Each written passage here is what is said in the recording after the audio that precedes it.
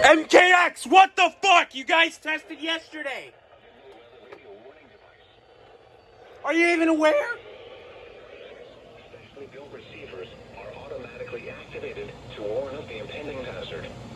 Tests of these receivers normally are conducted by the National Weather Service every Wednesday around noon. When there is a threat of or existing severe weather in the area on Wednesday, the test is postponed until the next good weather day.